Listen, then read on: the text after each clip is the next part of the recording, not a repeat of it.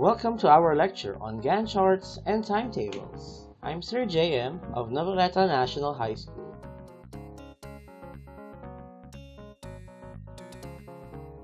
Before we begin, let's see what you already know about our topic. I have here 5 questions, and what you're going to do is choose the letter of what you think is the correct answer. You would be given enough time to choose the answer after the question and the options are read. Okay, here we go.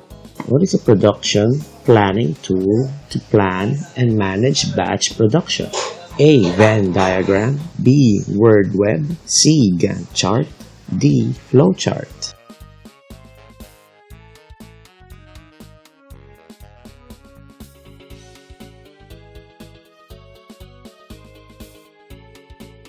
What tool consists of a row of times and a column of events in chronological order?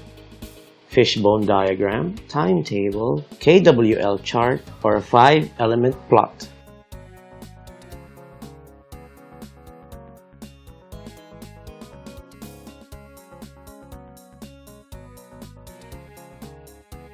Where can we make a Gantt chart or a timetable?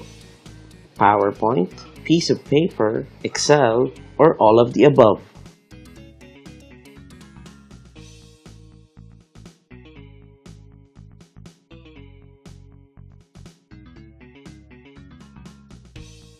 When was the earliest use of a Gantt chart?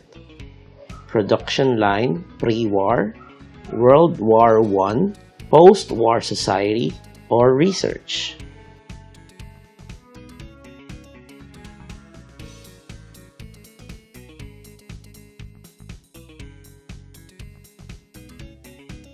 Which is not a good tip in following a timetable? Ignore the schedule, identify the time, be realistic, or place essential tasks.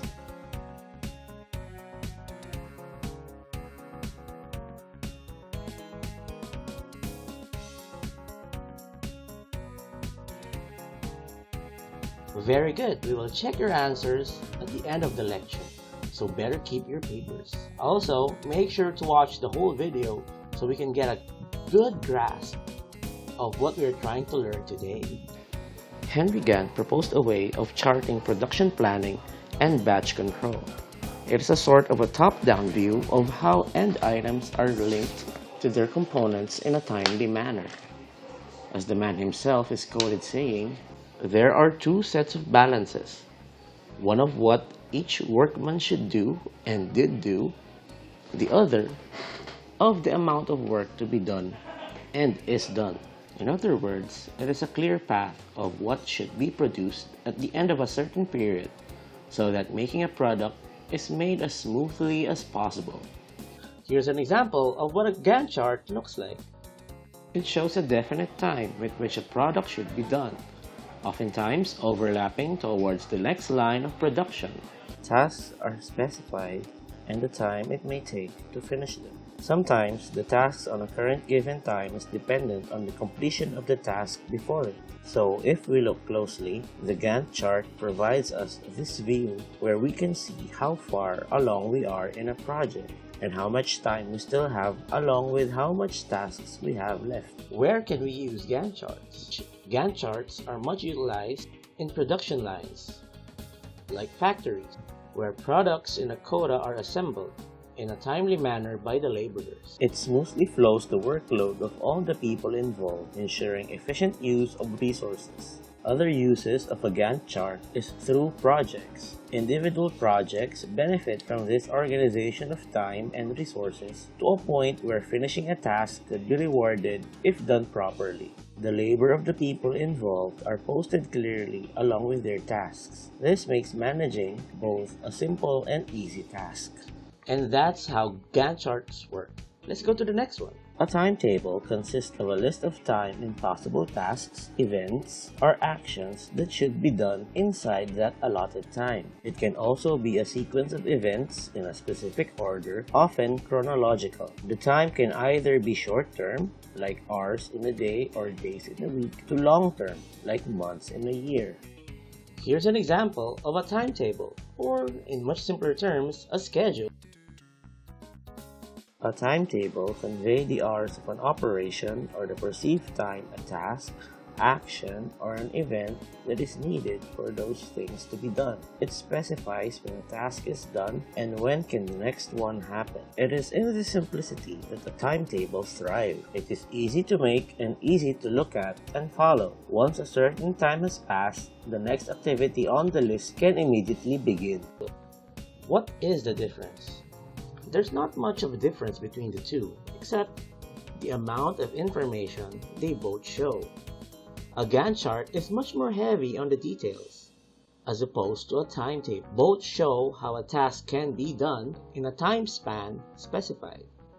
But on a Gantt chart, whoever is responsible for a certain task is specified, as opposed to a timetable where the tasks are just placed on a box. Making both might be a good thing to properly outline the way a project should go. In relating it to research, an important thing to note in creating both would be the research questions and the methodology of the research. Providing ample time for both would ensure better results along the line and better analysis from those results.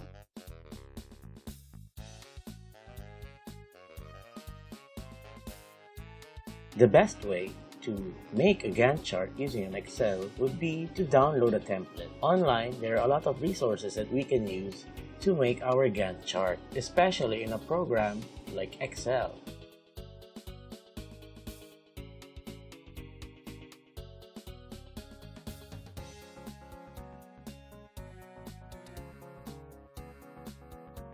Let's choose the top choice.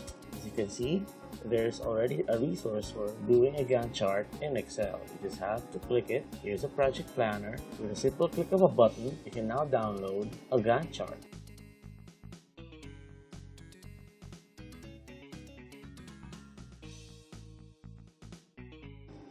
Save it into your computer. Okay, make sure that it's in Excel format. And once you've downloaded it,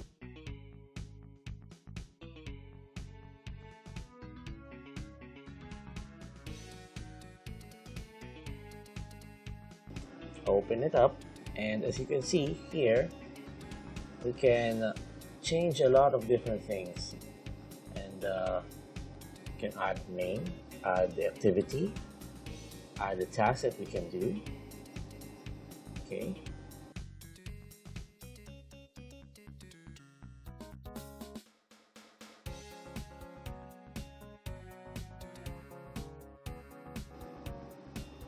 research topic. Then let's have another activity, which is devising the research question, I think.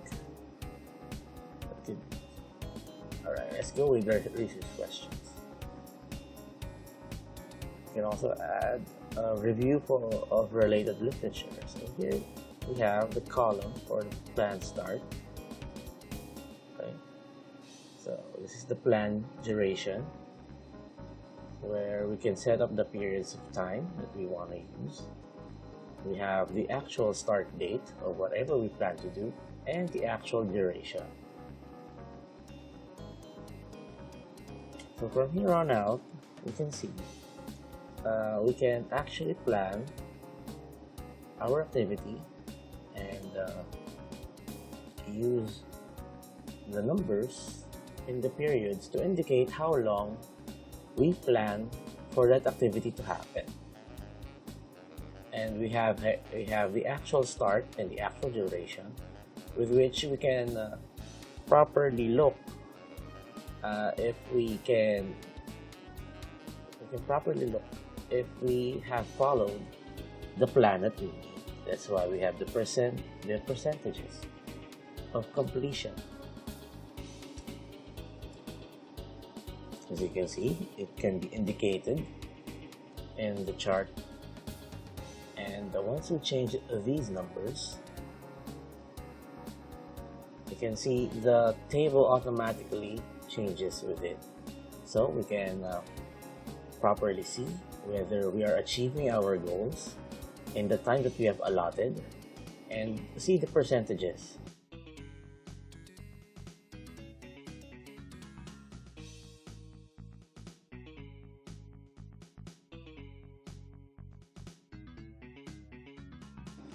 For a timetable, we can just simply use any existing programs that we have on our computer and just set up a column, set up a row, set up a column, set up a row, and as simple as that, we can already start putting our labels.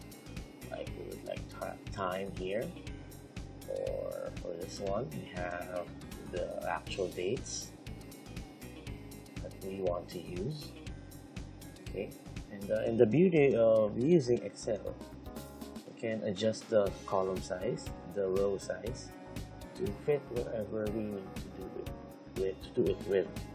And so we can properly plot the things that we need to do, especially in achieving our goals when it comes to research. So okay, we can easily change the column size. Okay, also copy and it automatically changes the time of the week, and then yeah, if you want to change it to tasks, then you can do so, just so we can easily see how far along are we in making our research, what are the tasks that we need to do in this specific period of time, and how we can further improve on our research. So that's how simple it is to make your timetable, especially with readily available tools that we have, and these would give us better chances in making our timetable.